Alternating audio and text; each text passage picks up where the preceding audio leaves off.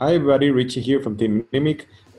We've been getting some discussion from the community about new exchanges and some talk about concepts like liquidity and volume and things that are common in the crypto space, but some people that are new to the space maybe are not very familiar with that.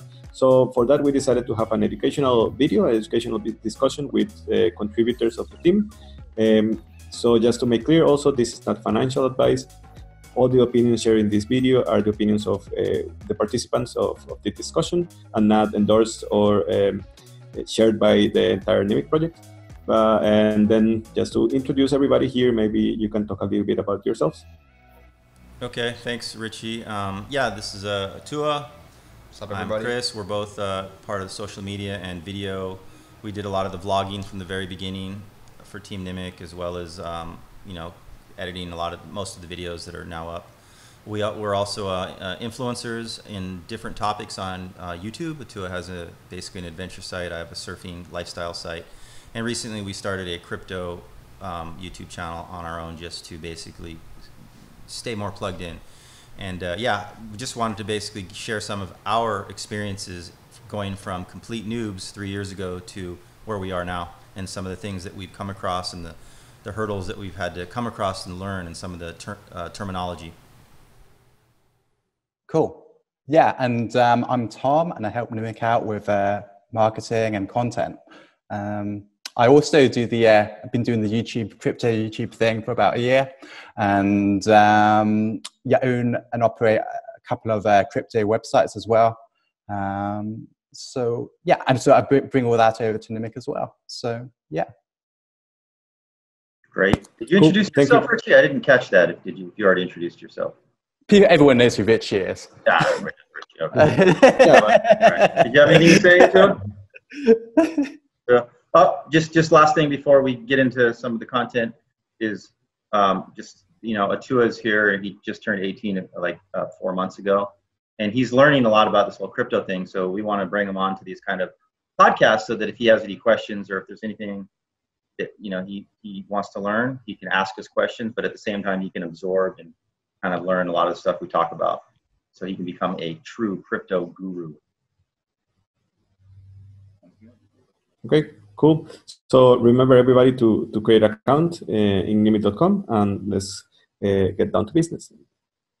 So the first thing that we want to discuss a little bit is takers and makers in the crypto space. So when people go and buy at an exchange, there's usually two types of users, the makers and the takers. And why don't you explain a little bit about that?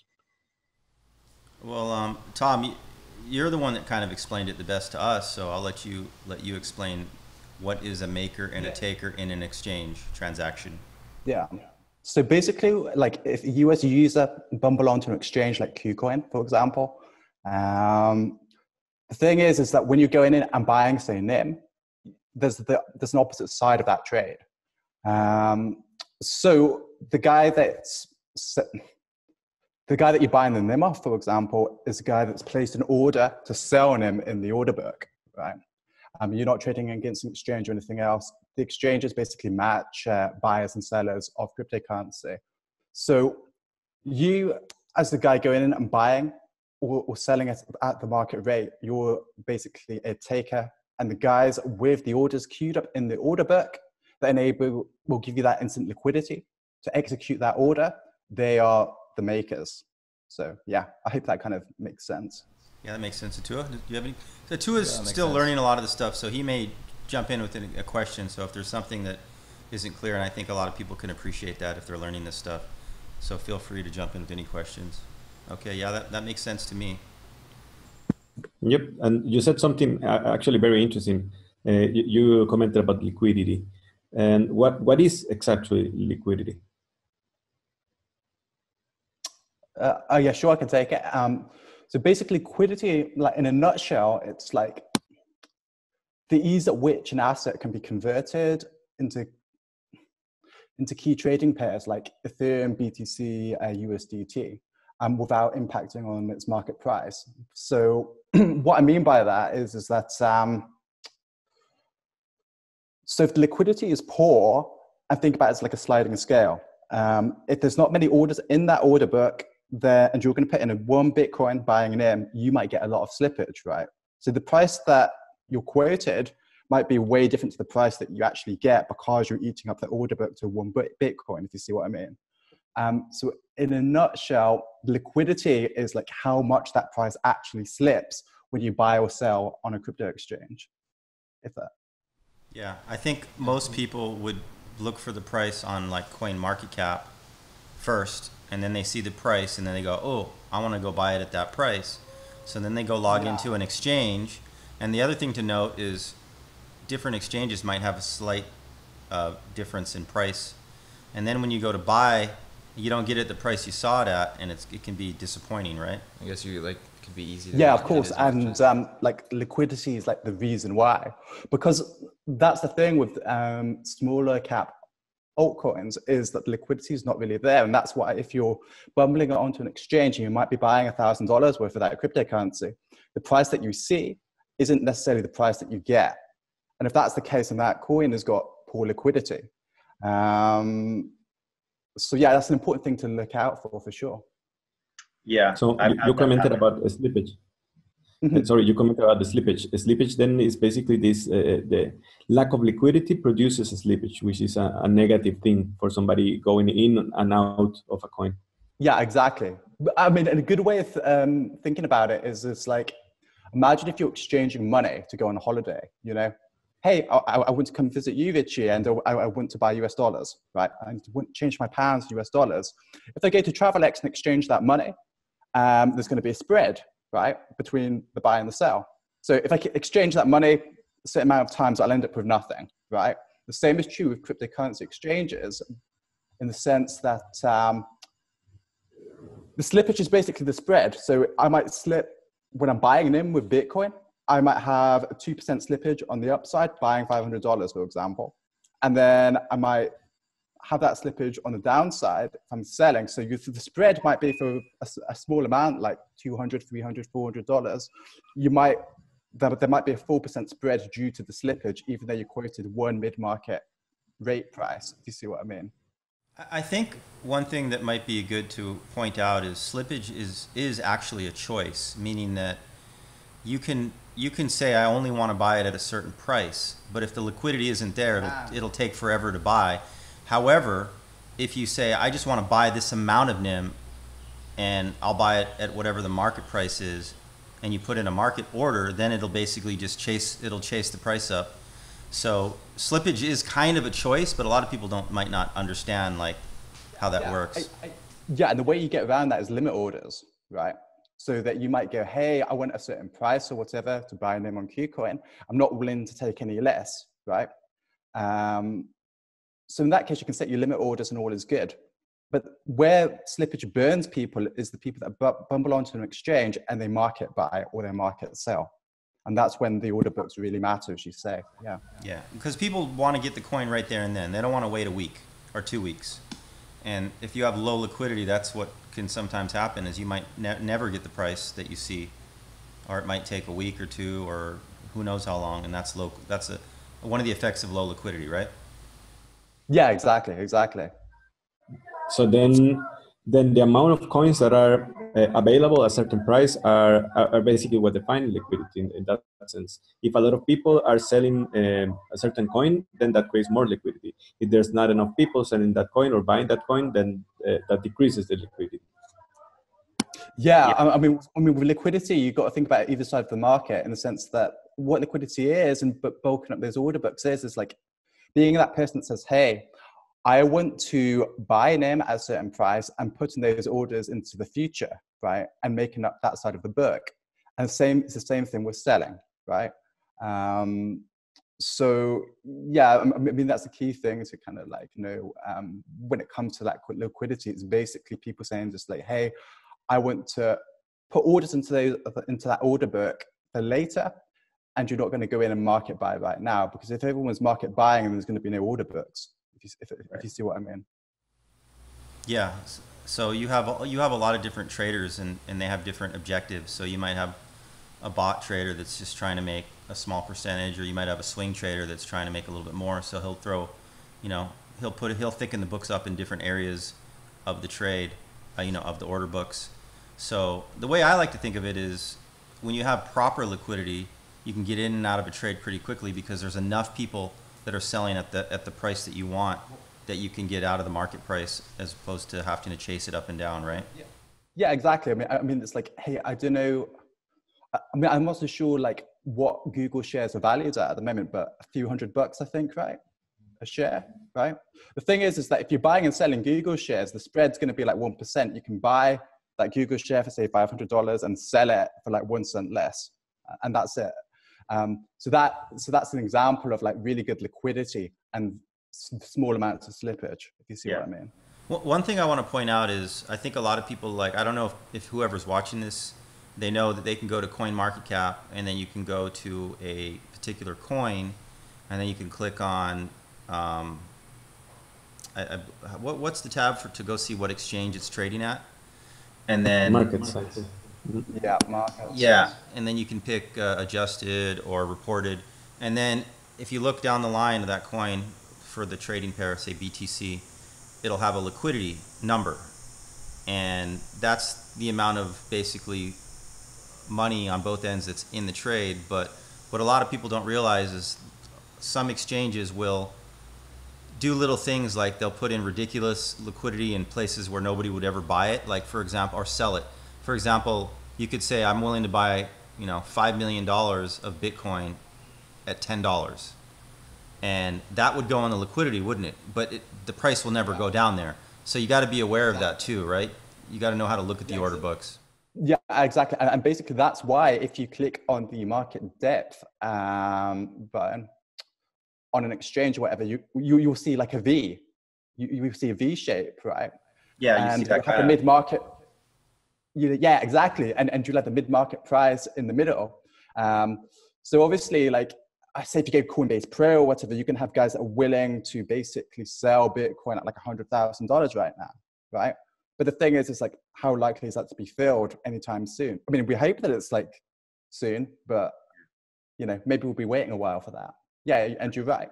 Yeah. And like on Ethereum, I remember like, I think it was a few months ago, some guy got Ethereum on Coinbase Pro for like literally kind of like a couple of dollars. Yeah, because there was a flash crash. Yeah. Yeah, exactly. So when that thing did a massive trade, cleared the whole order book, and that order did get filled. So yeah, you can do some funny strategies. It's almost like a wish list. It's like a wish list. It's like, if you could buy Ethereum at any price you wanted, what would that be? Throw it in the order book. Yeah. So yeah, exactly. I mean, Ethereum's got pretty good liquidity, as you know, but hey, this is an example of like why people put orders into like an order book as a maker, because sometimes they do get filled, even if you never thought it was possible. So yeah, that's a thing to look out for sure. Okay, cool.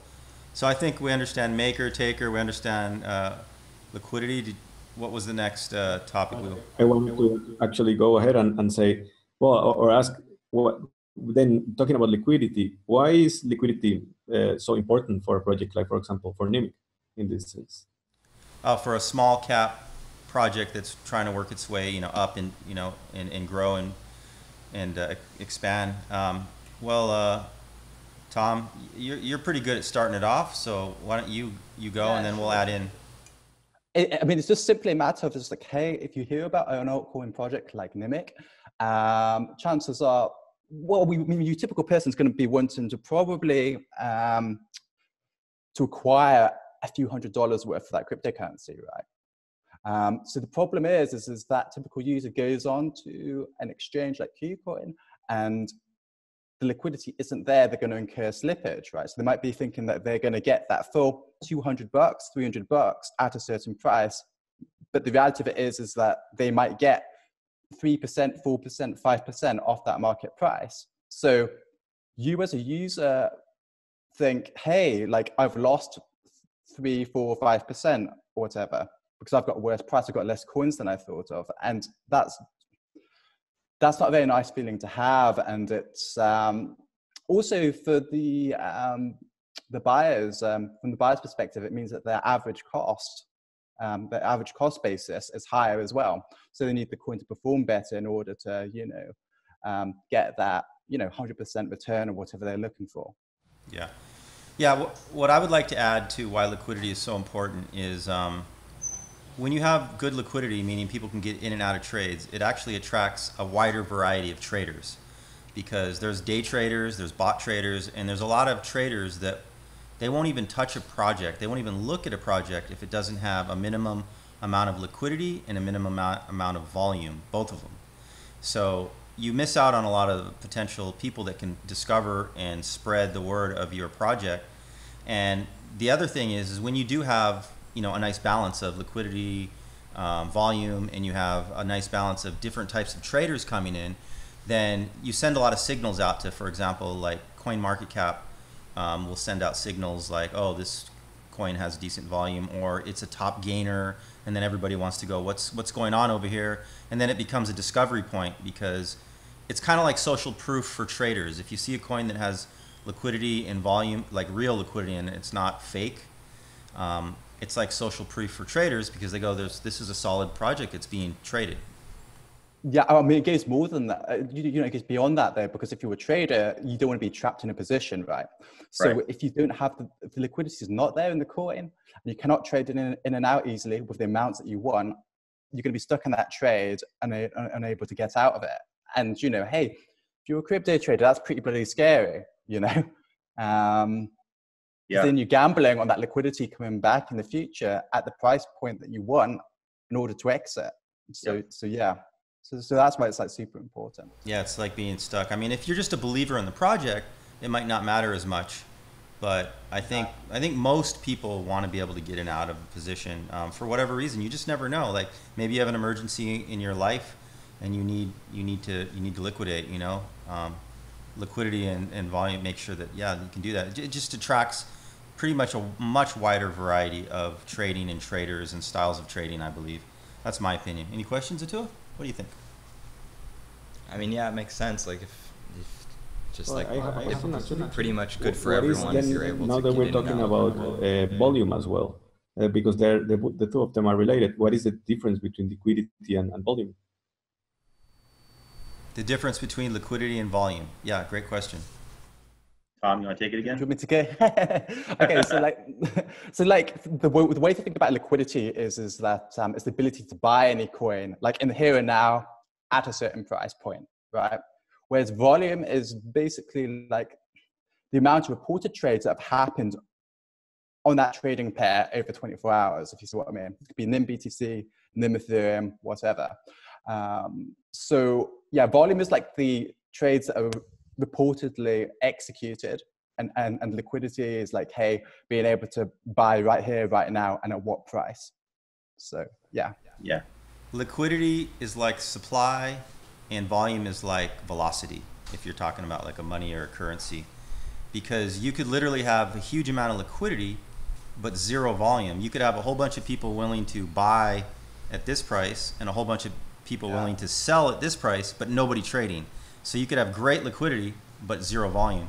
But you can also have the opposite, where you could have great volume and no liquidity. Yeah, you could have bots just trading. Yeah, little mini micro trades back and forth thousands of times a minute, but almost no liquidity, meaning like there might only be a couple $1,000s of liquidity, but it's creating millions of dollars of volume over 24 hours. Yeah.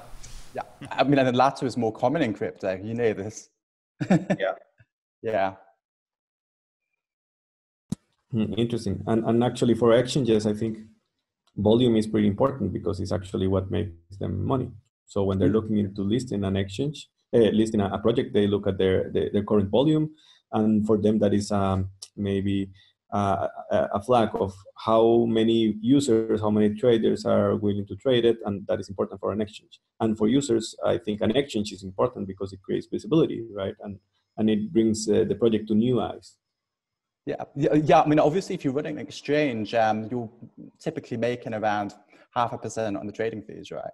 So if that project has got a lot of volume, then you're going to make more money as an exchange. So it's more appealing to that exchange to list that project. So that's how, you know, that volume and liquidity kind of tie into, you know, the attractiveness of a project to be listed on an exchange, for sure. Yeah. Exchanges encourage volume, and that's why they always have APIs for trading bots and things like that, because they want trading and they want they want as much back and forth going on, because then that's just money for them. I think, in my opinion, and I don't know what you guys think, but I feel like volume is the most misleading to a lot of people, because you can create fake volume so easily with just wash trading bots. I think it's one of the most misleading, because when we first got into the space, I got duped a couple times into other coins thinking that they looked really good, because I didn't really understand liquidity versus volume. But you go on CoinMarketCap and the first thing you see is this huge amount of volume, and you're like, oh wow, that looks like a really popular coin, look at the volume. But then you find out, you learn later, you know, as you learn more, that volume is probably much easier to fake, whereas liquidity, you can go look in the order books and you can see, is that real liquidity or not? Yeah, exactly. Unless you're like, there's a market maker spoofing. I mean, and they take down that buy wall or sell wall just before that order is going to be filled, right? If that makes sense. Yeah, they've got no intention of that order actually executing. Is that used for liquidity or more for like wash trading, that spoofing kind of a thing? Because, right, they go back and forth to each other, and they'll have like maybe a weird price point, and soon as they see the reason why someone might want to an equity spoof is literally because, okay, so say if imagine you're buying NIM, for example, and you see this massive sell wall of NIM in the order book, and there's literally, you know, 100 million NIM, right? That's probably gonna be pretty scary if you're thinking about trying to buy NIM, right? So what it does is it puts a ceiling on. What you're trying to do with someone spoofing is basically put a ceiling on that price, if you see what I mean. Mm-hmm. Gotcha. Push it down. Or it could work the other way, and you could have, on the buyer side of the market, you could support the price by spoofing, or try to, if that makes sense. Yeah, and that's usually done by a bot, because a bot can act really quick. Yeah. It'd be very difficult to do manually. Yeah, but you see it all the time in exchanges, right? That there's totally. It's there for a second, then it's gone. Yes. Yeah. And it's exactly, it goes. Like today, I was looking at Coinbase Pro, and Bitcoin, when it was trying to get above 8.5K or whatever, there was a massive wall, right? And then it collapsed, it disappeared. Right. So there's a lot of manipulation in that. Yeah. Yeah. But that's what, that what happened, winter. But that's something to watch out for sure. Yeah. So, and talking about exchanges, and well, now you mentioned something that I've heard before, the wash trading, and I've heard also market making. What is the difference between the two of them? Which one is are both of them legal? Are both of them good for a project, bad for a project? How does it stand? That's a great question. What's the difference between market making and wash trading? Because I didn't know the difference when I first got in. I thought it was the same thing, just a different name for something. To be honest, in crypto, people do equate it to the same thing. That's the thing, right?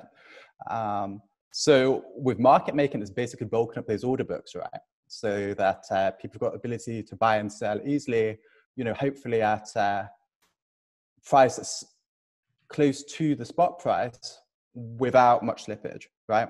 Whereas with wash trading, you're creating the illusion of those trades happening by trading back and forth amongst yourself or your trading bot, and giving the illusion that there is real volume happening. Whereas with market making, because you're building up those order books, there might be zero volume if no one wants to trade that coin, right? Market making is like legal. Been happening since, I don't know, I think the East India Company were the first guys to be doing market making like a long time ago. And with wash trading in regulated markets like the stock exchange, stuff like this, cannot do that. Spoofing's illegal as well, cannot do that. But where it is with crypto, not so sure, because it's probably best not to do it, just in case, but yeah.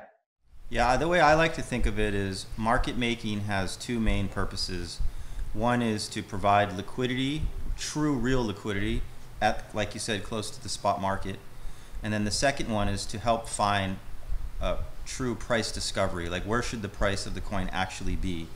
And market makers, in my opinion, really help to get to that point because they're always trying to find balance, kind of like a sports book betting, right? Like they don't care which team you bet on, they just want to keep that balance and try to keep an even amount of bets on each side so that they can keep coming in, right? And that's why they have the they move the betting line, right? Whereas market making, it's kind of like they're moving the price based on the demand and trying to find price discovery, but at the same time providing real liquidity. And I mean, ultimately, you would think a market maker really just isn't really trying to make money; they're just trying to break even, I guess. You know, and then I guess a good question is, how does a market maker make money, and why would they do it? Right? That's a good question right there. Yeah.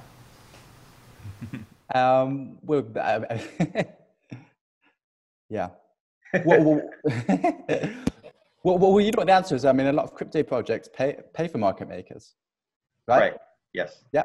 And also, if you're a market maker, you could cut a deal with an exchange, for example, to get a percentage of those fees back. So if you're breaking even and you might be doing a lot of volume or whatever and generating a lot of fees, then you might be getting, 30, 40, 50% of those fees back from the exchange. The service you're providing is basically that of liquidity, right? Providing liquidity for certain markets on the exchange. So they are getting value. So getting a percentage of those fees back kind of looks quite attractive for an exchange that may not have otherwise had any liquidity on their, on some certain trading pairs.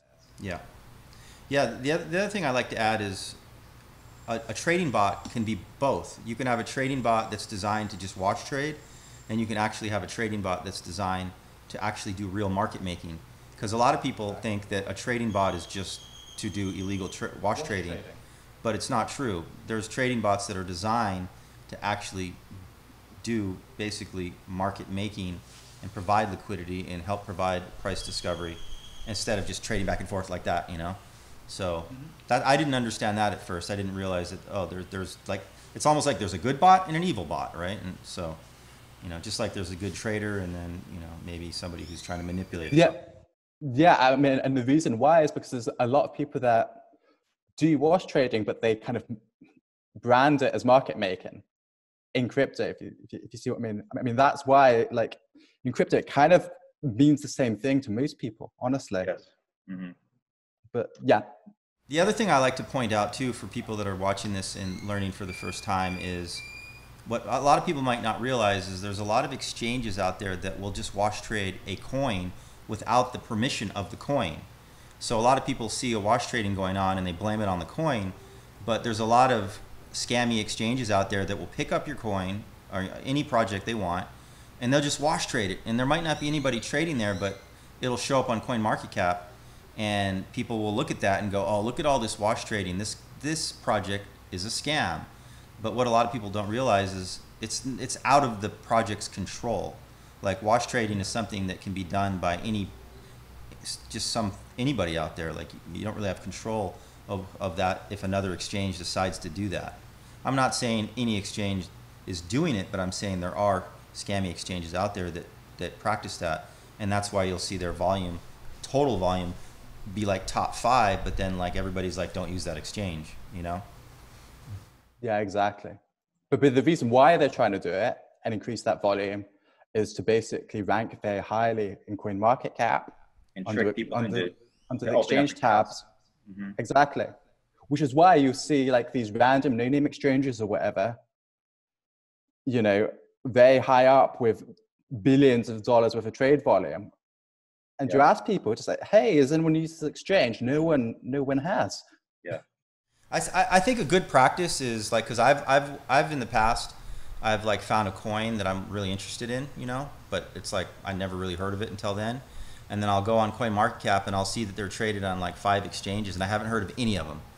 And one of them will always have the most volume all the way down to least. And I won't just go to the exchange that has the most volume. I go into the community, to the Discord or the Telegram, and I try to ask people, I go, hey, which is the exchange that is the does the community recommend picking up some of this coin off of? Like, I try to talk to people and find out which is, because they'll usually say, oh yeah, the only one you want to use is X exchange, don't use the rest, we don't, so it's part of the kind of like do your own research kind of a thing. But I think a lot of people might not know that they can do that, that you can go in the community and ask a bunch of different people, and then eventually, usually you'll see that they'll be like, yeah, this is the exchange that we use, you know? And I'm talking the community, yeah. Yeah, and more to the point, that with crypto communities, they're incentivized to give you good information, right? Because if you go and you buy your coin from a not very good exchange, you have a terrible experience, you have problems withdrawing that coin and all that kind of stuff, you're not going to be part of that community for very long, are you? No, and I've had that happen to me where it took me a month because I used an exchange and I didn't know, I didn't do any research, and then when I tried to withdraw, it was just in limbo for a month, and I thought it was gone, and then eventually I got it out, you know. But it was like, I know sometimes it happens where, you know, like you said, it's a scammy exchange and that people don't realize because they didn't do any research, and then they kind of end up getting screwed out of their, you know, money. Happens all the time in this industry.